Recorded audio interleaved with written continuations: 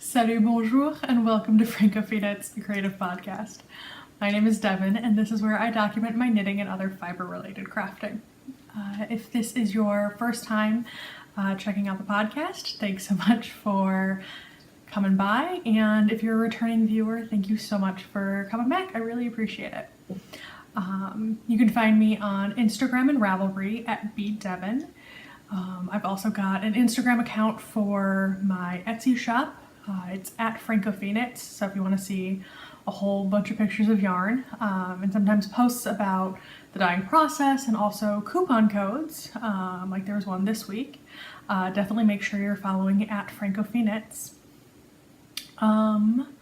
What else? There is a podcast group on Ravelry. If you search francofille in the groups tab, that sometimes I'm better at posting in than others. Yeah. Sometimes there's relevant information for the podcast in there, sometimes not as much, but you know, it's there if you're interested. Really selling that hard there this week. What else? And then, yeah, like I mentioned, I do have an Etsy shop where I sell hand-dyed yarn, and that is francofille, funnily enough, if you search under shop names in Etsy. So, at @bdevin, francofille, you can find me basically anywhere you need to. So you can see on the rundown this week, a little bit shorter list of things. I've got a finished pair of socks, which is exciting. Finally clearing my needles of all of these sock whips that I've got. I have started another new sweater. I think I mentioned last week that I was going to be casting it on. I actually did, and I've got some progress to talk to you guys about. I do want to update you guys on the project I want to take on kind of for the whole summer, which is doing some home decor stuff, some home decor projects that are knit or crocheted, and then I've got a lot of really beautiful yarn sitting in front of me. I've got some new stuff to talk about with the shop update this week that I previewed last week, where I talked to you guys about last week. I've actually dyed up the new bases, and they will be available for adoption, basically. They will be looking for some new homes this Friday night. So sit back, relax, grab something to drink and your knitting, and let's just dive right in. All right, grabbing my own drink. More iced coffee, it's that time of the year. I don't know if I mentioned, sorry, this is like a really random sidebar before we get going. When we first moved up here, we're in sort of north central rural Indiana. The nearest Starbucks to our house was about 45 minutes away. And 45 minutes on the highway, right, like on a interstate. Which was a huge change of pace for me because when we were living in Bloomington in a college town, I was at Starbucks probably 4 times a week at least. Right, it was just kind of part of my daily routine. So yeah, going from Starbucks all the time to never ever ever took some adjusting. But now, our grocery store now has a Starbucks in it, so I have been treating myself. It is one of the perks of going to the groceria. For a little Sueism there. Yeah. I reward myself going and doing things that need to get done by also letting myself have some nice coffee. It's a delight. Anyway, so finished objects. You guys care more about the knitting than my random access to Starbucks. Finished socks! Hooray, hooray! One less sock project on the needles. This means that at the moment, I believe I only have one active sock whip. I think I've got 2 other sock whips that haven't gotten touched in the last month as well. Whatever, it's fine.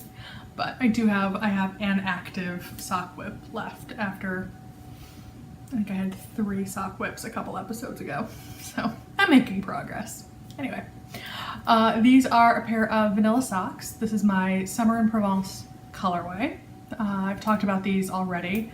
But basically, just the story with this pair of socks is that I've been dyeing this colorway for about a year now, right? I dyed it up a lot last summer, and then it kind of went on hiatus over the winter, and I decided to dye it up again about a month or so ago and snagged a skein for myself on my chaussette base, because I was good and I resisted casting on a pair of socks in this base and this colorway for about a year and finally just decided to give in, and I am really glad that I did. I really, really love these socks. And I don't need both up. Get a little closer so you can kind of see all the different colors in these socks. Right? So the pattern is my own kind of favorite vanilla sock recipe. This is my French vanilla sock pattern, which is available on Ravelry, and I did the toe up version. All right, sideways toe, afterthought heel. I did a cut and afterthought heel, and then a 1x1 rib along the top. I'm kind of regretting not doing a twisted rib, but I didn't think about doing that until I'd already finished one sock. So, oh well. But yeah, really pleased with how they turned out. I finished them this morning. Popped in the first heel last night, got the second one put in this morning. So that was very gratifying. Yeah, I'm really, really quite thrilled with how this colorway knit up. It is delightfully colorful. Yeah, it's definitely very colorful, but still muted. So it's very me. I'm in love, and I think these are going to get a lot of wear. What else to say? 72 stitch count, because it is a finer fingering weight. The base, which I don't carry in my shop anymore, was 463 yards for 100 grams. So just and I mention this because if you are somebody who buys indie yarn, you'll find that kind of base pop up regularly. So normally I prefer 64 stitches. I bumped it up to a 72 stitch count because it's a slightly finer yarn, and I'm really, really, really pleased with the fit on these two. It's got enough negative ease to kind of be snug, but without overly stretching out the sock. So I'm feeling pretty pleased with myself for that decision. That was a good call. And oh, I knit these also on a US size 0 needle. So it's a 2mm needle, I want to say. I think that sounds right. So yeah, one more pair of socks down towards my goal of 16 pairs of socks for the year. We'll see if it actually happens. I think I'm pretty well on my way, to be completely honest. I mean, let's see here. Can I name all of the socks that I've knit this year off the top of my head? The answer is no. I've at least done 5 for my sock clubs, right? The January one was knit in 2016, right? I knit in December. I knit them a month in advance. So I've done February, March, April, May, and June. So that's 5 there. I've gotten these done. So that's 6. I did a whole bunch of the month of March. So I think there's another 5 there. So I think I'm probably somewhere around 11 pairs of socks for the year. I mean, that's just the ones that I can remember right off the top of my head, but I feel like there are even more than that. I don't know. There have been a lot of socks so far this year. So I think I'm gonna have to actually sit down and count how many I've done so far this year, because now this is gonna bug me. Because if I've already hit 16, and it's entirely possible that I have, I'm gonna feel pretty pleased with myself. I don't think I'm gonna stop knitting socks, just because I've hit my count, but yeah, we'll see. And oh, so 16 for my goal. If you go back to, I think, either December or January, like either the last episode in December or the first episode in January, I talked about my yearly, or my goals for the year in terms of my knitting and other sorts of crafting. And I knit 16 pairs of socks in 2016, so I wanted to repeat that again this year. And I think I'm gonna be able to do it. So if I can do way more than that, that'd be super exciting too. At least for me. Maybe not for you guys. You may be sick of hearing me talk about sock knitting at this point, which I would not blame you for, but yeah. So that's the only sock that has gotten any love in this last week. I'm looking at another sock that needs a little bit of love, the one that I'm knitting for the Get Lit and Knit spring sock knit along, I think. That sounds right. That one goes until the end of June. And I was planning on taking it slow. It started May 1st, and I've taken it a little too slow, I think. I think I need to get moving on that pair of socks, considering today is today is the 7th. Sorry. I've gotten a lot better, I have to say, random side note, at reading sort of mirror images from recording like this in front of my blackboard. Because when I'm looking on the screen, everything is obviously a mirror image. It looks right to you guys though, once it actually gets posted or edited. But yeah. Fun little skill. Anyway, that's all I've got to say about socks for the moment. The other thing I want to talk about in terms of projects that I've been working on is my breathing space sweater. I did cast it on. I started out obviously knitting a gauge swatch. I guess obviously may not be the right word, because I normally am not about knitting gauge swatches, if I'm being completely honest. I find them tedious, and unless I'm knitting a sweater, I don't really care about the gauge, right? I would rather, it makes no sense, I will admit, but I would rather just cast a project on, like a hat or something like that, or a pair of socks, and then try it on periodically. And if it isn't fitting, rip it out, frog it, and then start over, right? I've definitely had to do this with hats in the past. But like I was talking about last week, sweaters are A, still somewhat intimidating to me, and B, a big time commitment. So I don't want to be putting in tens of hours of knitting only to realize that it doesn't fit. Right? So yes, I'm good, and I do my gauge swatches, and the world rejoices. So anyway, all that to say, I did knit up a gauge swatch, and discovered that I was getting stitch gauge, but not row gauge, right? I had the right stitch count, but I was not, what is it? I think it calls for like 30 rows for 4 inches, and I was getting 36 rows and 4 inches. So basically what that means is if I were to knit the pattern as written, right, in terms of the number of rows that it calls for, my sweater would end up being shorter than I need it. And I like my sweaters to be longer anyway. And this is unblocked gauge, right? So unblocked thing compared to unblocked gauge. I don't think it provided me with a blocked gauge, otherwise I would have checked that too. So somebody else had mentioned having a similar issue, and I don't remember if it was on Instagram or if it was on the comments here or if it was a message on Ravelry. I've been getting a lot of communications on all three, which I really enjoy. And so they mentioned that they had that issue with one of Vera Balamaki's sweaters in the past, so they just kind of added in a couple extra rows before like moving on to different sections. So I followed that. And let's see, I can show you where I'm at. The other thing, I realized after I had already cast it on that the pattern calls for a US size 2.5 needle and a US 4. I don't have a 2.5. I had 2 or 3, and I went with a 2.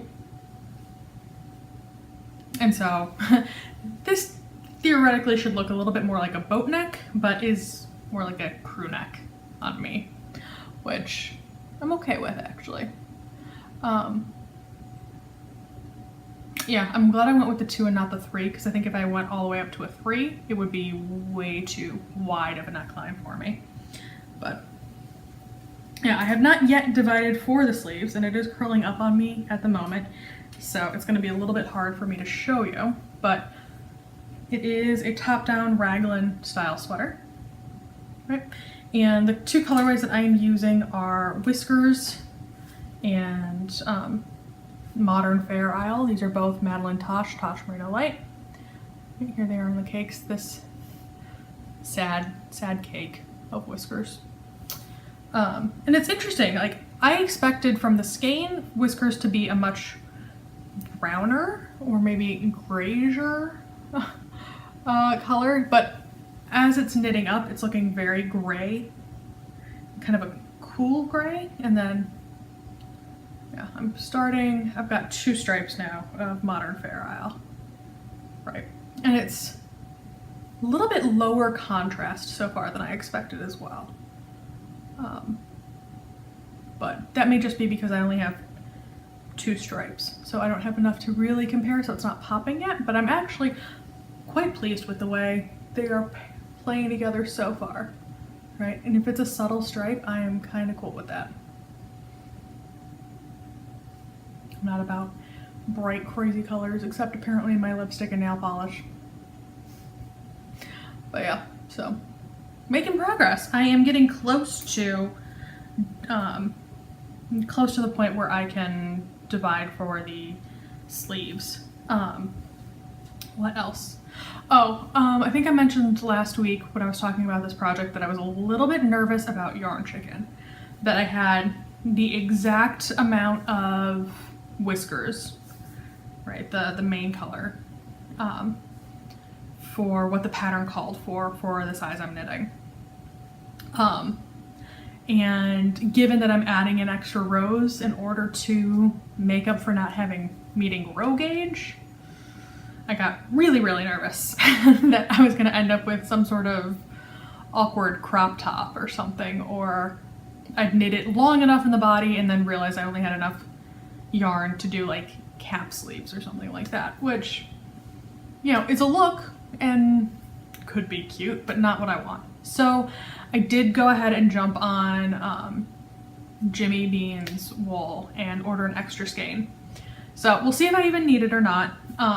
Luckily, I really do like the colorway, so if I don't end up needing it or don't end up needing most of it for this project, it'll definitely get put to good use, so I'm not upset about that. But I'm feeling pretty lucky because it turns out this colorway seems to have been discontinued or isn't available most places. I think I checked 2 or 3 different websites for Whiskers on Tosh Merino Light, and Jimmy Bean's was the only one where I was able to find it. I also looked for a couple other colorways that I got around the same time, including Modern Fair Isle, and then the one that I really wanted to get more of but couldn't find anywhere was Earl Grey. Gorgeous colorway. Yeah, couldn't find it. Apparently it's just discontinued and they're not dyeing it anymore, which is really sad because it's kind of perfect. But yeah, I'm glad that I was able to get one more skein of Whiskers just in case. Feeling a little lucky about that. That came today, and then I may have also treated myself to 2 skeins of West Yorkshire Spinners sock yarn. So be on the lookout for that in the future, because I don't need any extra sock wool. I don't need any more sock yarn. I have a large Tupperware, well, medium-sized Tupperware tote, right? That's just like literally packed solid with sock yarn. It's sitting in my living room, which is why I keep looking off camera. I'm like looking at the tote. I have too much sock yarn, and that's just like one section of my stash. I need to pull my chats. Yarn diet. I need to be good. Except, you know, moving on, I just bought more yarn. Literally after this week, I'm gonna be good. I'm gonna be strong and no more yarn for a minute. We'll see if that works. But I did buy the yarn for my placemat / table runner project. I think I mentioned last week that I wanted to do it in knit picks, partially because I want to do a cotton blend, right? It's going to be home decor. It needs to be able to go through the wash and all that kind of stuff. So I didn't want to use any kind of wool. And I've used knit picks cotton blends before, and I know I can trust them. Plus I can't really, there aren't many indie dyers that dye cotton. I think I can think of one off the top of my head, and I think it's a cotton wool blend, which is not what I want.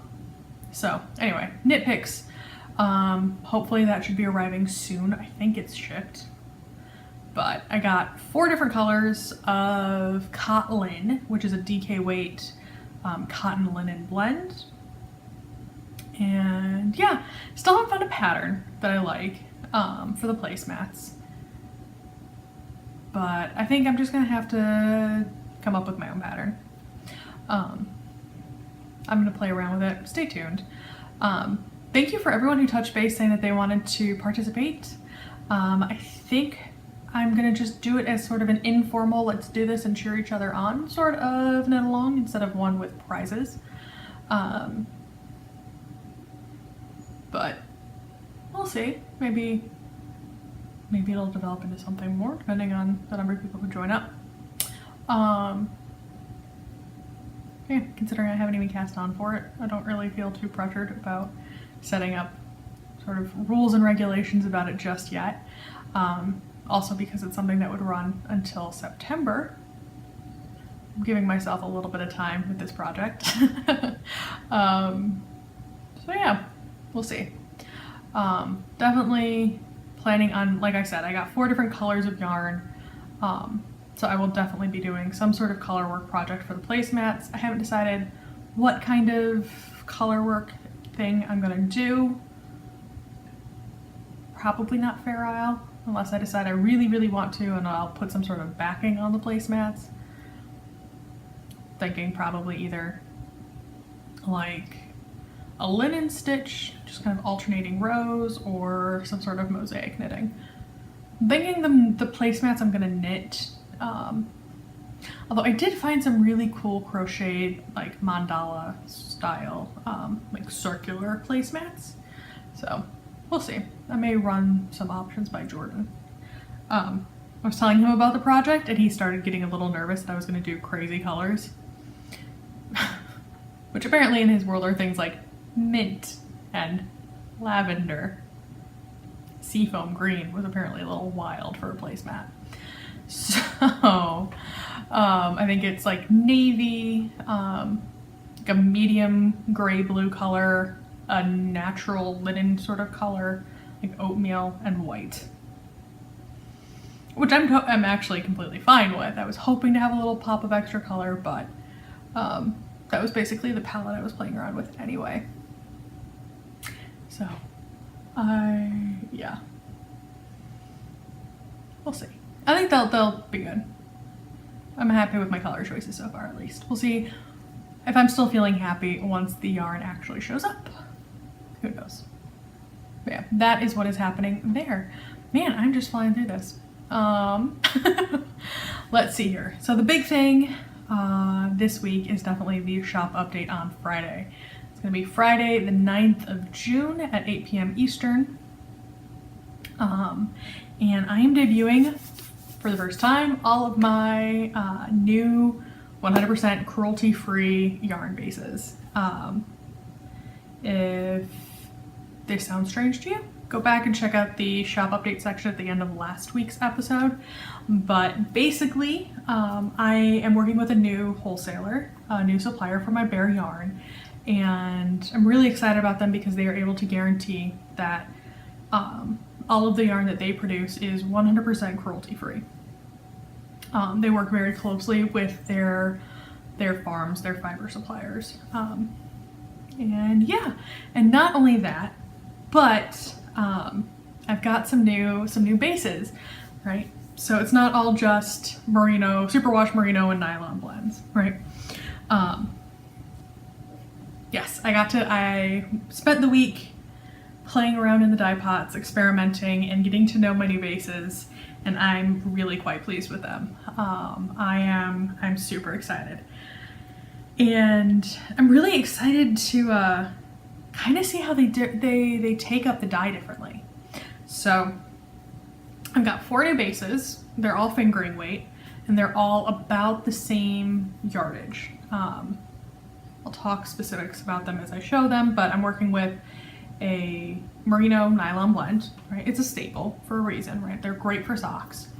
But it's an 85-15 blend, right? So slightly lower nylon count. Nylon count, but from all the reviews I've read, they still produce really sturdy sock yarn.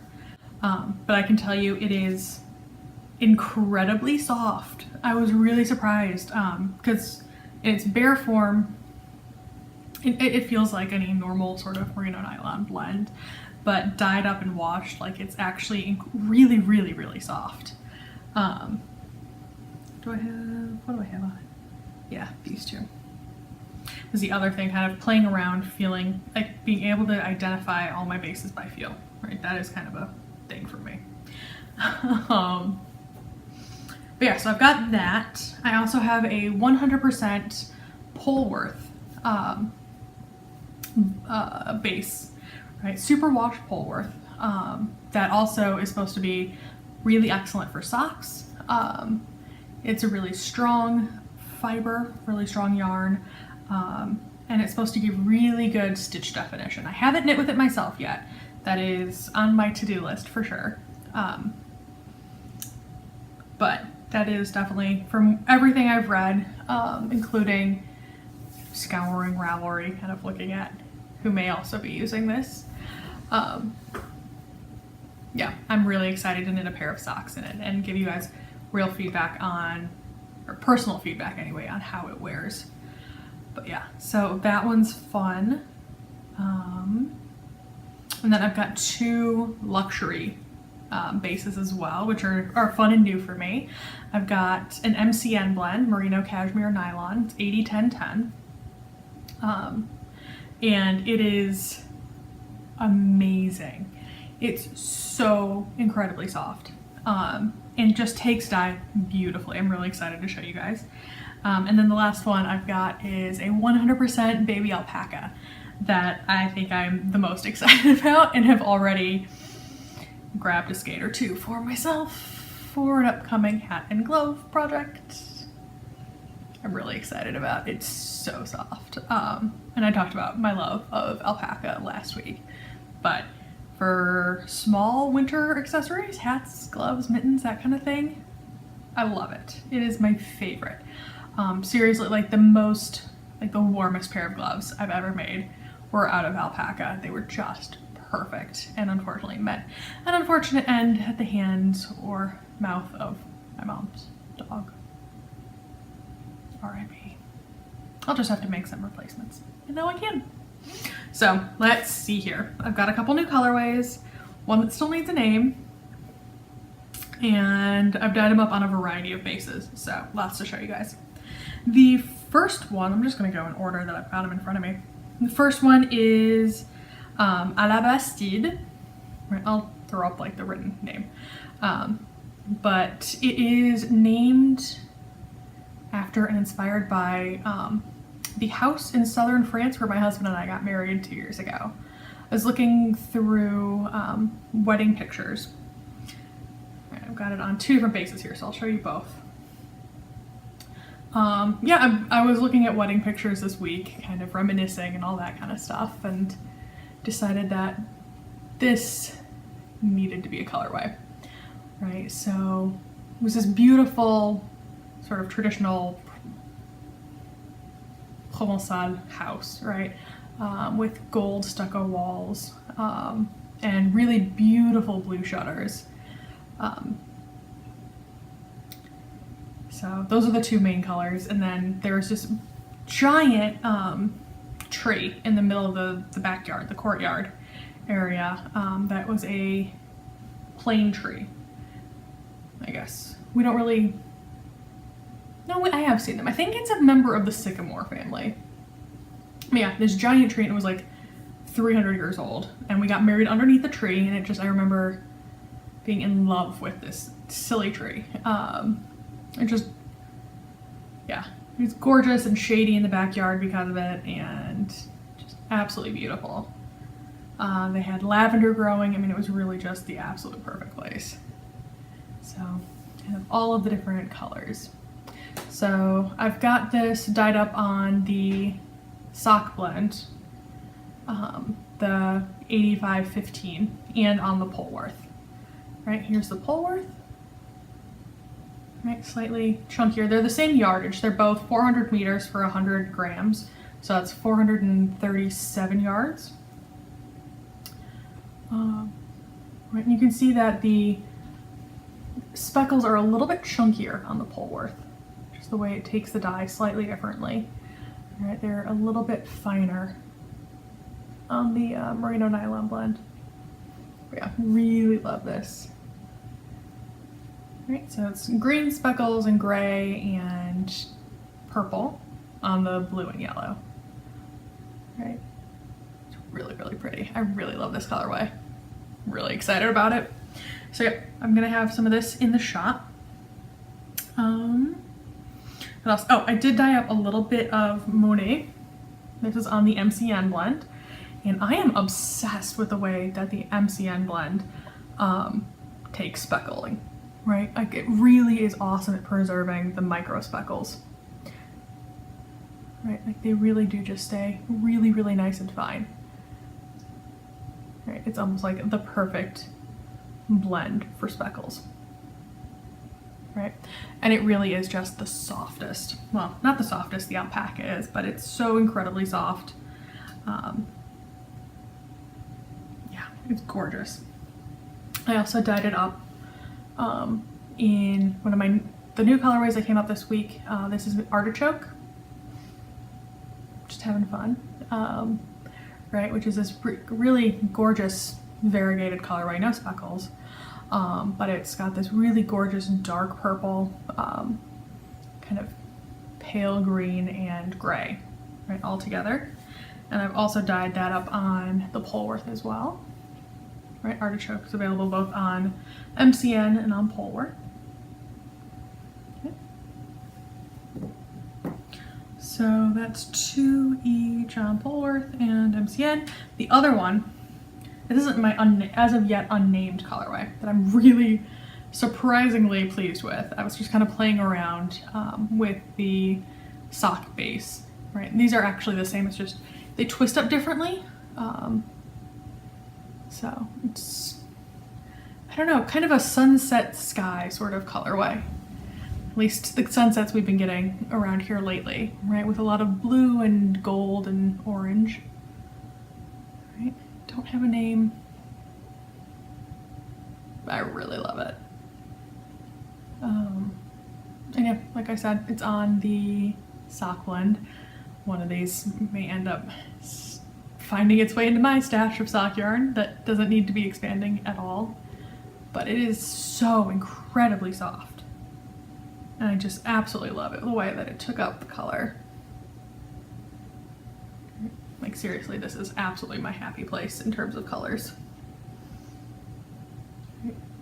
Love it. I'm gonna come up with a good name for this. If you've got ideas for the name for this, go ahead and leave them in the comments below. And then, oh man, I'm obsessed. I dyed up apéritif on the alpaca blend, and it is amazing. I'm absolutely obsessed. Okay, so the alpaca is a non-superwash wool, right? It's 100% baby alpaca, and I am, yeah, like I said, really just obsessed with the way that the speckles hit and developed on this. Here's a good example, right? Where they just blend out, right? They're not real crisp, right? Or up on top there, right? It almost looks like watercolors, right? It's just gorgeous, right? So this is aperitif, right? So you get these really gorgeous gray, I mean, and the gray is just from the bleeding, right? Green and purple, and I mean, there's some gold in there from when the green breaks on this sort of rose gold background. Right? It's just so beautiful. It's so soft. It's so soft. I can't get over it. So a couple skeins of this available as well. Yeah, really, really in love with this.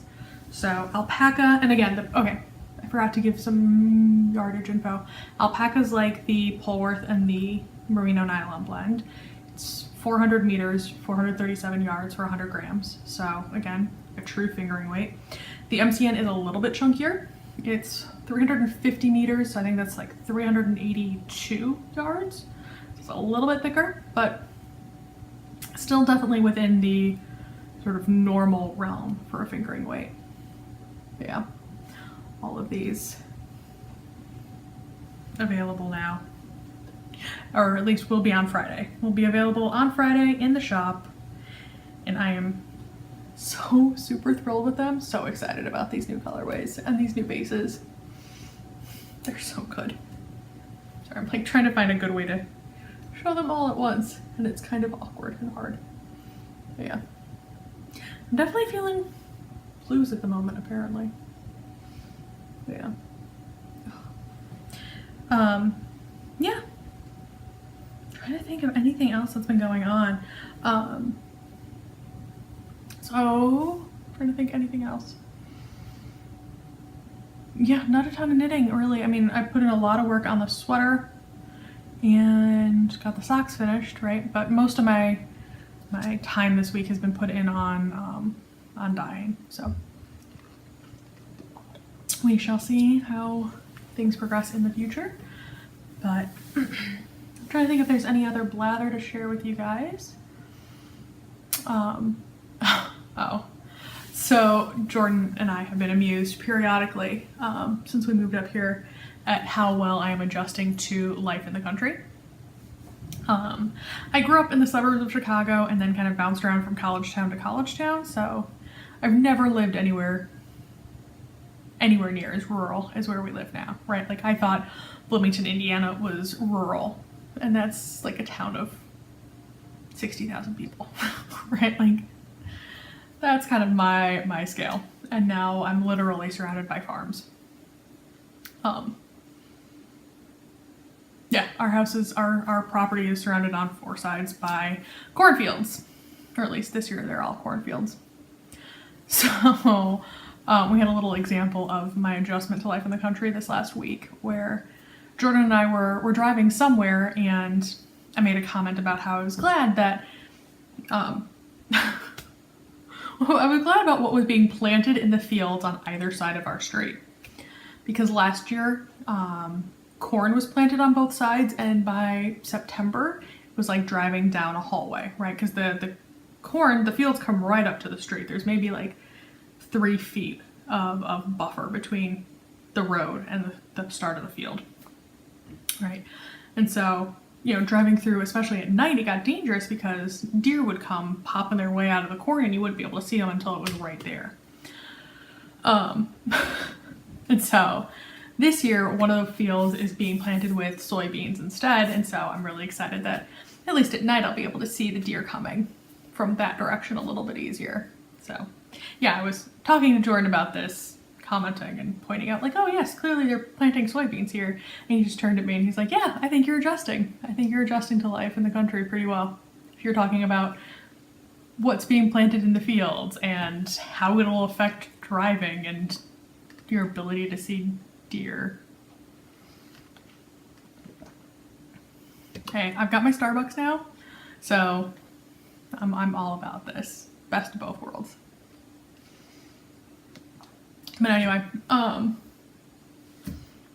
that'll do it, I think, for this week. If if you've got comments on colorway names or anything else, any sorts of questions, comments, concerns, go ahead and leave them down in the comments below. And if you want to get in on the home decor knit along, or if you've got any recommendations for patterns, definitely let me know.